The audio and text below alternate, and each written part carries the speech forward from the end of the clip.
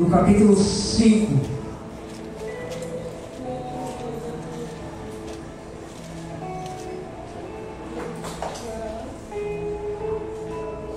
Evangelho de Marcos, capítulo 5. Você pode ficar sentado mesmo. Aleluia. Versículo 5, capítulo 5, versículo 1, diz assim: E chegaram ao outro lado do mar da província dos Gadarenos, e saindo ele do barco, e saiu logo ao seu encontro dos sepulcros um homem com o espírito imundo, ao qual tinha a sua morada nos sepulcros, e nem ainda com cadeias ou podia alguém o prender, porque tendo sido muitas vezes presos com grilhões e cadeias, as cadeias foram por eles feitas em pedaços, e os grilhões em migalhas, e ninguém podia amansar. E andava sempre de dia e de noite, clamando pelos montes e pelos sepulcros, e ferindo-se com pedras. E quando viu a Jesus de longe, correu e o adorou. E clamando com grande voz, disse: Que tenho eu contigo, Jesus, Filho do Deus Altíssimo? Conjuro-te por Deus que não me atormentes. Porque lhes dizia: Saia deste homem, espírito imundo. E perguntou-lhe Jesus: Qual é o teu nome? E ele respondeu, dizendo: Somos uma legião, porque somos muitos. E rogava-lhes muito que os não enviasse para fora daquela cidade. E andava ali pastando no monte uma grande manada de porcos. E todos aqueles demônios lhe rogaram, dizendo: Manda-nos para aqueles porcos, para que entremos neles. E Jesus logo lhe permitiu, e saindo aqueles espíritos imundos, entraram naqueles porcos. E a manada se precipitou por um despenhadeiro ao mar, e eram quase 2.000 porcos, e afogaram-se no mar. E os que apacentavam os porcos fugiram, e anunciaram a cidade e nos campos, e saíram a ver o que era aquilo que tinha acontecido. E foram ter com Jesus, e viram-o endemoniado, o que tivera a legião, assentado, vestido e em perfeito juízo, e temeram. E os que aquilo tinham visto, contaram-lhe o que acontecera ao endemoniado acerca dos porcos, e começaram a rogar-lhe que saísse dos seus territórios. E entrando ele no barco, rogava-lhe o que fora endemoniado que o deixasse estar com ele. Jesus, porém, não lhe permitiu, mas disse-lhe: Vai para a tua casa, para os teus, e anuncia-lhes quão grandes coisas o Senhor te fez, e como teve misericórdia de ti. Aleluia. E ele foi e começou a anunciar em Decápolis quão grandes coisas Jesus lhe fizera, e todos se maravilharam. Guedes, vem orar aqui por gentileza.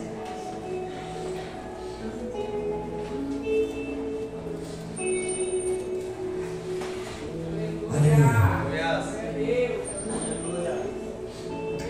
Pai do Senhor, igreja. Amém. Peço para os irmãos ficarem em pé em nome de Jesus. Vamos apresentar a vida do servo do Senhor. Eu creio que a palavra do Senhor ela já é abençoada. Então vamos abençoar aquilo que o Senhor entregou no coração do nosso pastor. Amém? Pai, em nome de Jesus, nesse momento, Pai querido, Pai amado, eu apresento a vida do seu servo, Pai. Eu creio que a palavra do Senhor ela já é abençoada. E o Senhor entregou no coração do seu servo. E que a palavra que o Senhor entregou no seu servo chega até as nossas narinas com cheiro agradável e suave. Independente da palavra, seja dura ela ou seja mansa, mas eu creio que o Senhor vai falar com cada um, e todos aqui vão sair diferente daquilo que entrou, Pai. Que o Senhor abençoe e guarde, Pai. Que o Senhor leve em paz também no término do culto. Que o Senhor, Pai, abençoe os seus caminhos, a sua casa. Que não venha faltar provisão da parte do Senhor. Use ele como instrumento nas suas mãos, Pai, para que a palavra que o Senhor entregou chega até os nossos corações nesta noite, em nome de Jesus. Aplauda o Senhor.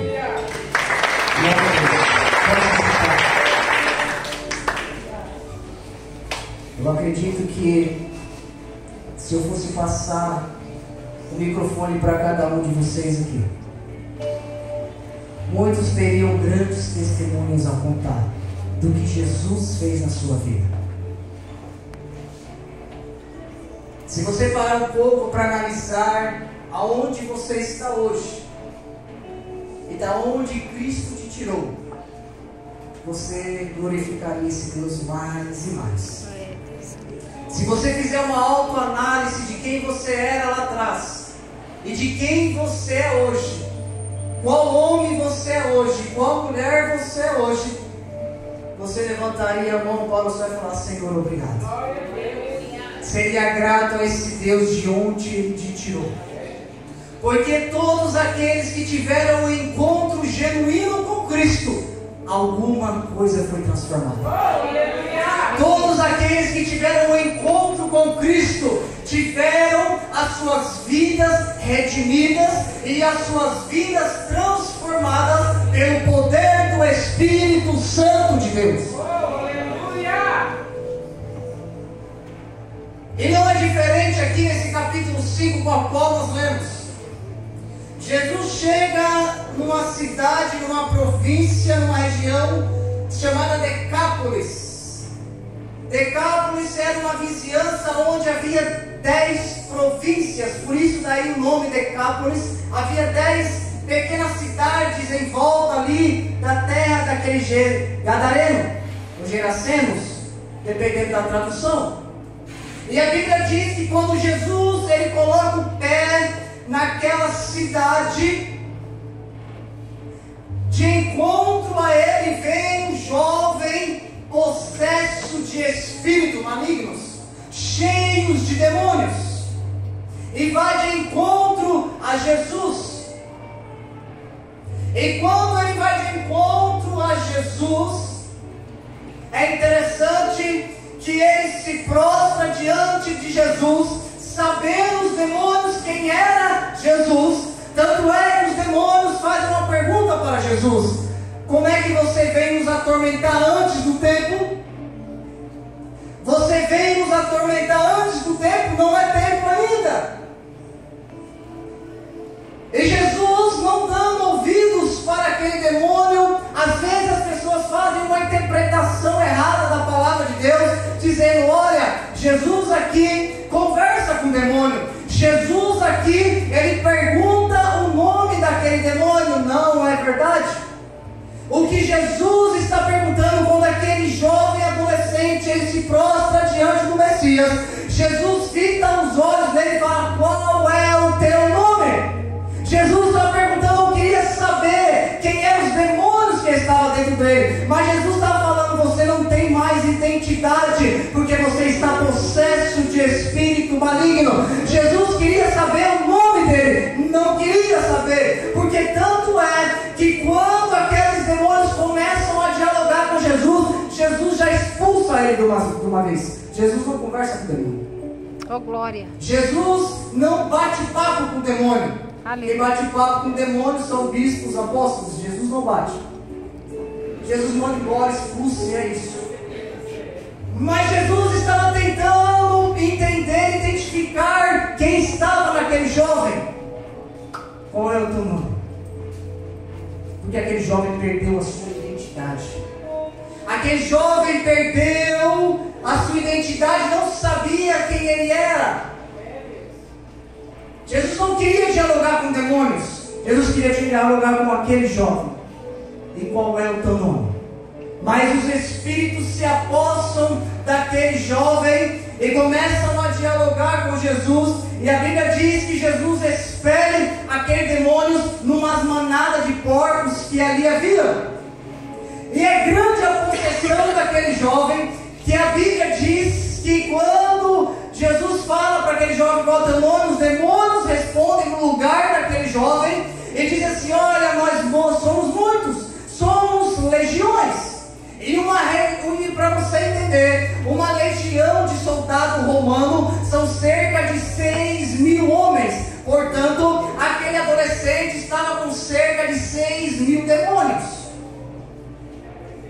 legião. Mas a Bíblia diz que quando ele se encontra com Jesus, os seus olhos se abrem. Aleluia. Ele viu a nudez. No Evangelho de Lucas, nesse mesmo narração qual nós vemos, o Evangelho de Lucas vai narrar que ele andava nu no meio dos sepulcros. E quando Jesus expele aquela legião de demônios, ele se vê nu. Ele não tinha noção que ele estava nu. Ele não tinha noção que ele vivia naquele ambiente de defuntos. Sabe lá Deus o que ele comia, talvez, dos defuntos? Eu não sei. Mas ele não tinha noção da podridão a qual ele estava. Ele não tinha noção de que ele estava nu, sujo, fedendo. Ele não tinha noção das coisas erradas. E hoje talvez você acha um absurdo. Talvez hoje você olhe e fale assim: nossa, é um absurdo o fulano beber. É um absurdo usar droga. É um absurdo se prostituir. Mas quando nós estávamos lá na sala do pecado, nós não tínhamos noção que essas coisas eram erradas. Porque quando nós estamos no mundo sem Cristo, nós não temos noção de nada. Aquele adolescente, ele não tinha noção da vida como ele estava vivendo. Ele não tinha noção da imundícia, que ele estava nu. Mas quando ele encontra o Messias, os olhos dele se abrem, caem umas escamas nos seus olhos, e ele enxerga quão podre ele estava. Ele enxerga que ele estava nu, cego, e precisava da graça de Jesus sobre a vida dele. A mesma graça que um dia te alcançou, que também você estava nu, maltrapilho, fedido, jogado nas trasas, mas Cristo te encontrou, te deu vestes novas, te chamou pelo teu nome e te pergunta qual é o teu nome. Aleluia. Hoje você tem uma identidade. Glória. A Bíblia diz que quando ele estava naqueles sepulcros, ele se feria. A todo momento ele se batia com pedras, talvez tentando se matar, talvez tentando tirar a própria vida, porque em algum momento, creio eu, que ele caía em si. Os demônios talvez deixavam ele algum momento e ele ficava ação, e ele queria acabar com aquela vida, ele queria acabar com a dor que ele sentia. E a Bíblia diz que ele se batia com pedras, tentando se ferir, tentando se matar. Você sabia que uma pessoa que vive em depressão, e quantos de nós talvez você conhece, que pula de um prédio, pula de um viaduto, dá um tiro na própria cabeça, toma veneno para se matar, mas não é porque ela queria tirar a própria vida, mas é porque ela queria tirar aquela dor. Ela queria tirar a dor. A pessoa se mata porque ela quer tirar a dor que está dentro dela. Ela não quer se matar para tirar a vida, mas ela quer tirar a dor. E talvez aquele endemoniado, ele olha: eu preciso tirar essa dor que me atormenta, e ele tenta a todo momento se matar, tirar, colocar feridas em seu corpo. E quando estamos sem Cristo, sem Jesus, a todo momento nós sofremos. Quando as nossas vidas não estão firmadas em Cristo Jesus, a todo momento nós se ferimos, nós se machucamos, nós quebramos a cabeça, porque quando nós não estamos firmados na rocha que é Cristo, tudo começa a desandar. As dores começam a vir, e nós não vemos mais saída para aquela situação, nós não vemos mais saída para aquele problema, nós não vemos mais saída, e olhamos e falamos: para onde eu irei? Para onde eu vou? Uma vida sem Cristo, uma vida sem Jesus, é uma vida de sofrimento, é uma vida de angústias, é uma vida depressiva. acordar de manhã e entender que nós temos um Deus por nós. Uma vida sem Cristo é uma vida que a todo momento eu tento buscar prazeres no mundo, eu tento buscar prazeres nas pessoas, eu tento buscar prazer na esposa, eu tento buscar prazer em mulheres, em homens, mas o verdadeiro prazer só vem de Jesus. Glória a Deus. Só Cristo pode transformar as nossas almas e nos trazer a alegria. Uma vida sem Cristo nos faz nos machucar, nos machuca. E uma vida e uma pessoa sem Cristo, além de se machucar, acaba machucando as outras pessoas, acaba ferindo outras pessoas. O diabo nos cega para não enxergarmos os nossos pecados. Escute. O diabo a todo momento vai tentar cegar, colocar umas escamas em teus olhos, para que você não venha enxergar os seus pecados, para que você venha e pense, é tudo normal, mas é assim mesmo, mas não tem nada a ver, porque nós vivemos uma geração do que não tem nada a ver, nós vivemos uma geração que não importa, nós vivemos uma geração que a palavra de Deus diz não pode, mas ela foi escrita 2000 anos atrás, ela não importa. Ei, meu querido, deixa eu te dizer, ele é o nosso manual de regra, infalível, o mesmo Deus que escreveu, usou aqueles homens, ela é mais atual do que o jornal de amanhã. A palavra de Deus, a Bíblia diz que ela não volta vazia, a palavra de Deus, ela se cumpre a cada dia, e se nós não acreditarmos nela, em quem nós vamos acreditar? Ela é palavra. O Evangelho de Hebreus vai dizer que ela é mais espada, mais afiada do que 2 gumes, que ela penetra na alma, no espírito, e ela vai discernindo alma e espírito. É a palavra de Deus. Aleluia. E a todo momento Satanás vai querer colocar na mente, no seu subconsciente, de que é tudo anormal, que esse pecado não tem nada a ver, que essa situação não tem nada a ver. Uma vida sem Cristo nos levará a grandes sofrimentos. Quando nos afastamos das coisas de Deus, nós se esfriamos e passamos a andar com os mortos. Aquele adolescente, aquele jovem passou a andar com os mortos, passou a andar com aqueles defuntos, passou a viver dormindo em sepulcros. Quando nós estamos longe da presença de Deus, nós morremos espiritualmente, nós vivemos uma vida fraca espiritualmente. E a cada dia que passa, cristãos têm se afastado da presença de Deus e têm se esfriado, e têm ficado morno, e não tem mais alegria na presença de Deus.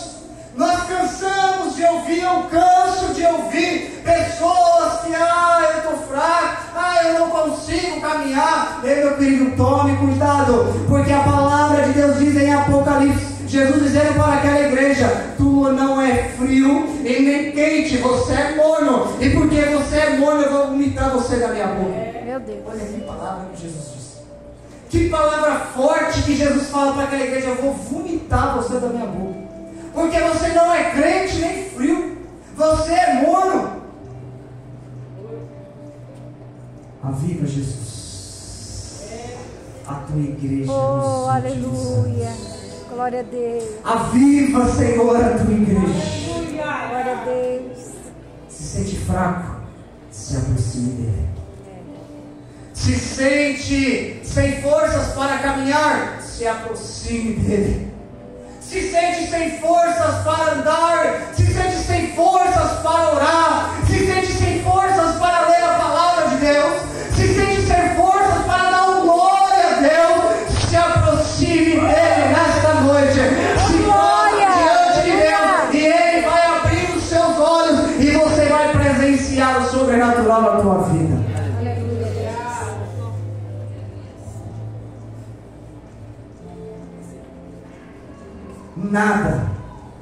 Nada impede que Jesus tenha um encontro contigo nesta noite. Nada vai impedir que Jesus venha ter um encontro contigo. Nada, nem demônios, nem principados podem impedir o agir de Deus em tua vida. Mas por que você está dizendo isso? Porque é simples. Nós lemos essa história no capítulo 5. Mas no capítulo 4, a Bíblia diz que Jesus estava num barco. Antes de Jesus ter um encontro com esse demoniado, esse jovem, a Bíblia diz que Jesus estava no barco e de repente uma tempestade veio sobre aquele barco para derrubar, para quebrar aquele barco. E é interessante que a Bíblia diz que Jesus não falou acalma mar, Jesus falou acalma-te no outro contexto, mas neste, Jesus disse, repreendo você ao mar, e a Bíblia diz que o mar se acalmou. Meu irmão, eu tenho para mim que os demônios queriam impedir que Jesus chegasse àquela terra e tivesse um encontro com aquele gadareno. Os demônios fizeram alguma tormenta naquele mar, porque Jesus não acalma, mas repreende aquele mar, e aquele mar se acalma, porque os demônios não queriam que Jesus tivesse um encontro com ele, não queria que Jesus pisasse naquela terra, porque ele sabia que quando Jesus ele pisa no lugar, a abundância, a paz, a promessa, a libertação, a restauração de vida.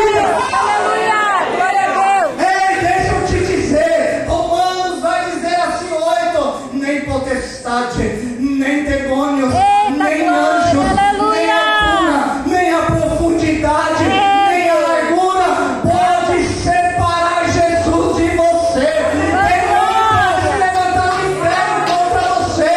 Maior é o que está em nós do que o que está no mundo. Maior é o que está dentro da tua casa. Maior é quem está sobre a tua família. Maior é quem está sobre os teus filhos. Maior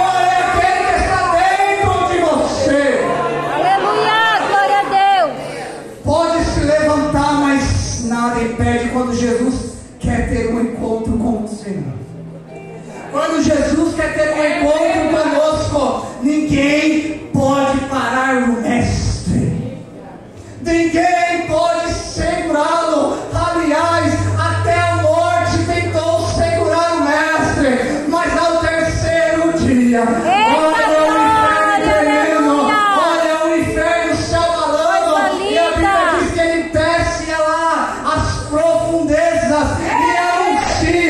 eu estou vivo,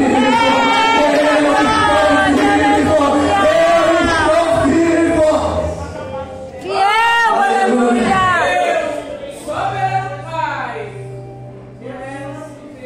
A graça de Cristo traz mudança de residência. A graça de Jeová, ela nos dá uma mudança de residência.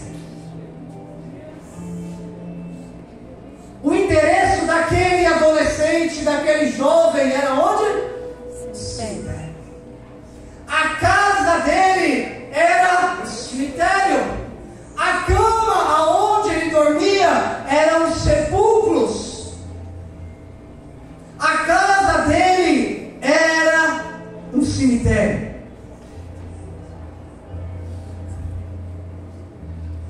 Mas quando nós encontramos com a graça de Jesus, oh glória, acontece uma coisa. Deus. Acontece mudança de residência. Meu Deus, oh glória. Deixa eu te dizer, o seu endereço Aleluia. não é o pecado ao qual você está vivendo. Meu Deus. O seu endereço não é os vícios. O seu endereço não é o pecado a qual você está, mas o seu endereço é na presença do Espírito Aleluia. Santo de Deus. Glória. Porque quando a graça nos alcança, a mudança de residência, nós saímos do meio da podridão e passamos a estar na Nova Jerusalém, na graça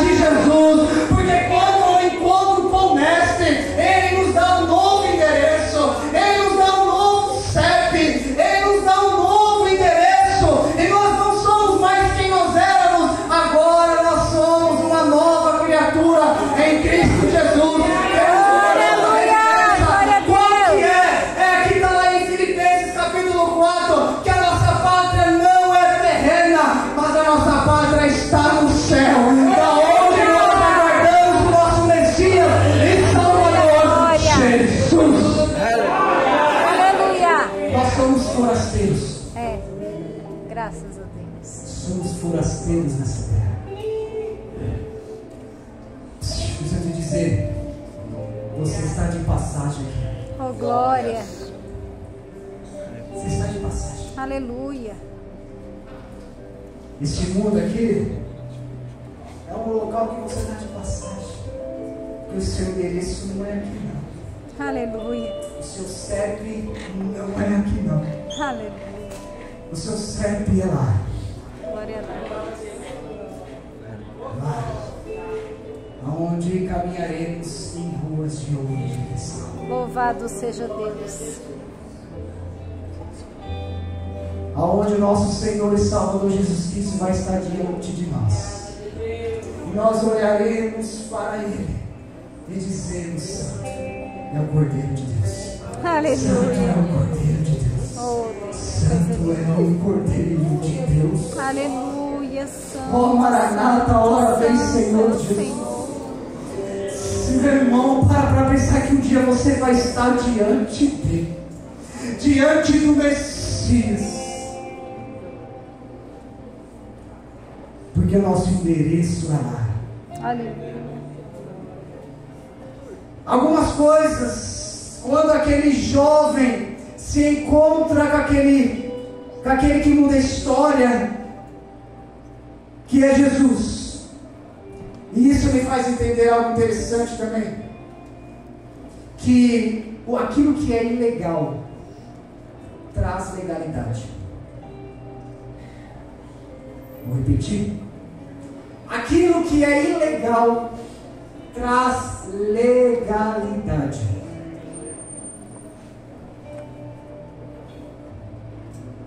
Aquele jovem estava numa região aonde estavam possessos de espíritos malignos. E aquela região, as pessoas, elas criavam porcos. Elas tinham rebanhos de porcos. E a Bíblia vai dizer que o porco no Antigo Testamento, ele era um animal imundo. Deus falou para o povo de Israel, dizendo assim: não comereis carne de porco. E aqui eu vou abrir um parênteses e vou explicar para você o porquê. Senão você vai falar: poxa, já não pode comer uma costelinha, já não posso comer um torresmo, uma barriga, não posso comer uma costelinha, Dani, costelinha de porco. Não. Deus, Ele cuidava do seu povo nos mínimos detalhes. E quando Deus fala para o povo de Israel que eles iam sair do Egito, iam caminhar 40 anos no deserto, aí Jesus começa a dar umas dietas para o povo, dizendo o que pode e o que não pode comer. Você vai ver em Levítico Deus dando, porque Jesus é um grande nutricionista, meu. Jesus vai dar uma grande lista para o povo de Israel, para Moisés, dizendo: olha, isso você pode comer, isso você não pode, porque Jesus sabia que eles iam caminhar 40 anos no deserto. E quando você está caminhando 40 anos no deserto, quem aqui cozinha um porco sabe, meu irmão, que não ia ter como higiene fazer um porco decente. Precisa ter todo o processo, que querendo ou não, é uma carne que contém alguns micróbios, vamos dizer assim. E Deus falou: olha, então você se afaste, não coma porco. Mas isso é Antigo Testamento. No Novo Testamento, Deus desce um lençol lá em Atos 10, mostra um porco para Pedro, e entre outras imagens falou: pode comer, porque aquilo que eu santifico não tem problema, pode comer. Então, tem glória a Deus, você vai comer o porco. Glória a Deus. Tem glória a Deus, porque tu não é adventista do sétimo dia. Você não é adventista, então tu pode comer. Então tu pode comer, viu, Jesus? Come, carne de porco. Jesus estava falando: meu Deus, eu não quero comer carne de porco. Já veio o pastor me proibir. Não, pode comer. E o ilegal traz a legalidade, porque eles viviam ali e ganhavam financeiramente vendendo porcos. Eles afrontavam o povo de Israel, porque sabiam que o povo de Israel não ia compactuar com aquelas coisas, com aquela imundícia, porque era até aquela época um animal imundo, um animal que não podia ter em casa, não podia ter em lugar nenhum. E o judeu até hoje não come carne de porco. E o que eu quero dizer com isso é que não aceite nada que é ilegal em sua vida. Não aceite nada ilegal que na sua casa, sobre a tua vida. Mas por quê, pastor? Porque quando eu aceito algo que é ilegal, eu trago maldição para a minha vida. E eu dou legalidade para que o diabo entre e acaba e destrói a minha vida. Às vezes há áreas em nossas vidas, às vezes há área no meio da nossa família que estão destruídas, estão arruinadas, e nós não sabemos o porquê. O porquê é porque às vezes nós damos legalidades em algumas áreas. Quando aquele pessoal estava dando legalidade para os demônios, aquela região estava dando legalidade para a imundícia, e aonde há imundícia, os demônios se apostam. Aonde há legalidade, os demônios entram. Deixa eu te tranquilizar, 1 João vai dizer que nós somos de Deus e o maligno não nos toca. Aleluia. Mas quando nós damos legalidade em alguma área das nossas vidas, nós damos legalidade para ele entrar naquela área. Quando nós damos legalidade para Satanás entrar, meu irmão, ele vai destruir. Então cuidado para não se tornar ilegal aquilo que Deus proíbe, porque se você torna isso ilegal, a legalidade você vai dar para os demônios. Você vê, tão forte é o texto, que a Bíblia diz que aqueles demônios falam para Jesus: não nos mande para o inferno, para outro lugar, mas nos deixe aqui nesta região. Porque aquela região eles dominavam, aquela região eles tinham domínio absoluto, e ali Deus não tinha vez. Tanto é que Deus liberta aquele homem, as pessoas chegam e está lá aquele homem vestido em sã consciência, dialogando com Jesus, e o que aquelas pessoas fazem? Querem expulsar Jesus. Sai daqui, vai embora, porque você está acabando com o nosso viés financeiro. Olha quantos corpos caíram por culpa tua. Sabe o que eu aprendo? Isso não está aqui não, mas Deus me trouxe aqui.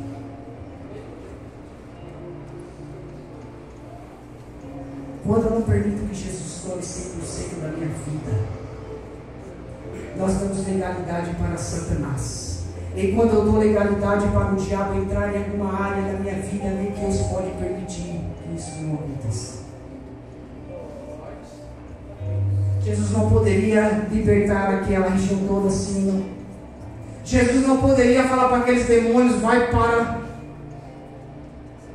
as profundezas da terra, assim ou não. Jesus permitiu que eles ficassem, porque aquele povo não queria ter um encontro com o Mestre, mas queriam da legalidade e viver uma vida dissoluta em pecados. Eles não estavam nem aí quem era o Mestre. E quando nós se afastamos de Deus, estamos legalidade para algumas coisas, nós damos legalidade para o demônio entrar. Eu não fica muito tempo dando ouvido a Satanás. Jesus, ele é tão maravilhoso que ele diz assim: as portas do inferno não prevalecerão contra a minha igreja. Agora Jesus está falando, olha, parafraseando, Jesus está falando: olha, vocês vão caminhar e as portas do inferno não vão prevalecer contra vocês. O demônio vai se levantar, mas vocês vão continuar marchando, vão passar por cima dele. Agora olha o que Jesus vai dizer no teu evangelho: foge da aparência do mal. Porque se nós não fugirmos, nós vamos cair da legalidade para que o capeta entre e destrua a tua vida. Homem, fica dando vazão às palavras de Dalila. fica dando vazão às palavras. Nossa, você está bonito. Sua esposa não percebe isso. Embora isso entra no teu coração, o demônio percebe, você deu legalidade, ele entra e destrói. É assim que funciona o mundo espiritual. Fica dando legalidade no seu celular, meu. Abra os vídeos que não é para abrir. Dê legalidade. Ah, mas é rapidinho. Quantos grupos? Eu saí de grupos, já é grupo de empresa, grupo de futebol, já saí de vários grupos, meu irmão. Porque não vem nada que presta. Mas quer falar comigo, você fala particular. Porque, meu irmão, não existe santo super-herói, não existe o santo pastor, não existe o santo presbítero, meu irmão. Se nós dermos legalidade, meu irmão, ele vai entrar. Glória a Deus. Se você, jovem, der legalidade, o demônio vai entrar. Se nós dermos legalidade, olha só, o diabo não é burro. O diabo ele é inteligente. Ele não pode ler os nossos pensamentos, mas ele lê as nossas atitudes. O diabo é coach. O diabo é coach. Ele consegue identificar o diabo, meu irmão. É 1000 vezes melhor do que Pablo Marçal.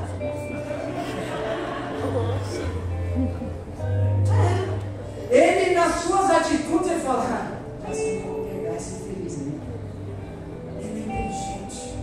Então, cuidado para não tornar ilegal e dar legalidade a Satanás. Fecha as brechas. Fecha a brecha do seu casamento. Fecha as brechas com seus filhos. Fecha as brechas da sua família. Não dê legalidade em nome do Senhor Jesus. Não permita que Satanás entre e destrua aquilo que Deus fez e o que Deus fez por você. Não permita que Satanás entre e destrua aquilo que Deus fez. Às vezes tem coisas que são normais, mas são normais para quem está no mundo. São normais para aqueles que não entendem, porque para nós não somos normais. Pastor, nós não somos normais? Não, nós somos loucos. A gente precisa, às vezes, nós somos doidos, meu. Isso aqui é um manicômio. É manicômio de Xuxa. Xuxa. Eu não sou americano, então, Daniel, é Xuxa. Só é Church. Deixa a boca Church. Eu não sou inglês, meu. Então é Xuxa.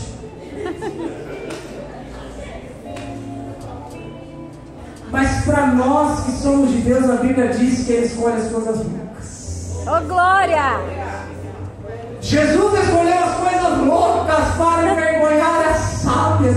Jesus escolheu você, doido, louco, mas para envergonhar este mundo e dizer para ele que a graça de Jesus te alcançou. E nós somos um mundo de doido mesmo. Está passando por adversidade, mas está sorrindo. Está passando por problema, está chorando, está doendo, mas o meu Redentor vive. O meu Redentor, ele vive. O meu Redentor, ele vive. Aleluia! Isso aí, é só doido. Homem maluco. Mas um maluco que vai adorar no céu. Eita glória! Um maluco que vai entrar na Nova Jerusalém. Glória a Com Deus. vestiduras brancas, pulando lá nas nuvens, ele dizendo: Santo, Santo, até aqui Deus nos ajudou. Valeu a pena. E por último, o cemitério, o sepulcro não é o fim. Sabemos que ele morava no cemitério. A residência daquele jovem era os sepulcros. O cemitério aponta para o quê? Para o fim. O cemitério é o ponto final de uma vida. O cemitério chegou ali, meu irmão. Não tem mais jeito. Ali é onde rico e pobre se unem à mesma pessoa. É ali onde jogador, artista e aquele que mora lá numa comunidade se torna uma só pessoa. Ali naquele cemitério, para aquele jovem, ele entende que para ele é o fim da tua vida. Para ele entende que ele vai morrer ali, vai perecer ali, e ninguém vai saber que ele morreu. Porque aquele jovem, ele tinha uma família, ele tinha um pai, ele tinha uma mãe, ele tinha alguém que o amava. O texto vai dizer que quando Jesus o liberta, ele vai até Jesus e fala: deixa eu ir contigo. Jesus olha para ele e fala: você não vai. Olha naquele jovem, Jesus desprezando.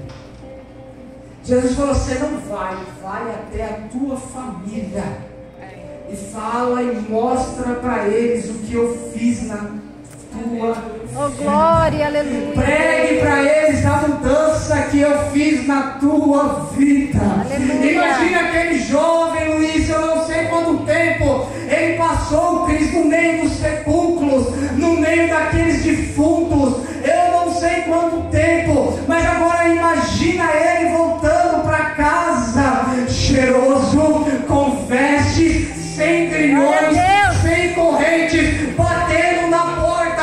A mãe abre, quem é? É o filho, em sã consciência. O que é? O que aconteceu? Eu encontrei aquele que mudou a minha vida. Eu encontrei aquele que até aqui, mãe, eu achei que o cemitério era o meu fim, mas não, o cemitério foi o fim não, porque eu encontrei aquele que a partir daquele ponto tem um ponto final, e vai escrever uma nova história para mim, e diz: a partir de agora você é uma nova criatura. Vá e pregue o que eu fiz na tua vida. Aleluia. Glória. Não é o fim. Não é o fim. Não é o fim. Amém, Jesus. Acabou para mim, a minha situação já foi, a minha saúde já era, eu vou morrer. Você está decretando porque Deus não decretou nada. É Deus, oh glória. Você está decretando alguma coisa na tua vida, Deus não decretou nada. É. Deus não está decretando nada. Ah, mas fulano diz, mas ciclano diz, mas o diabo diz. E quem é o maligno para decretar alguma coisa na tua vida? É. Quem é o diabo para decretar e dar um ponto final em tua vida? Ei, deixa eu te dizer, quem é e quem são as pessoas que querem dar um final na tua vida e na tua família? Quem é o diabo para dizer que tudo acabou, que já era? Para você não ter mais começo, aqui é o fim. Ei, Jesus quer escrever a sua história. Aleluia. Cristo tem uma nova história. Cristo quer fazer um ponto final. Cristo quer virar a página da tua vida e dizer assim: agora vamos começar de novo. Era uma vez um fulano que nasceu de novo.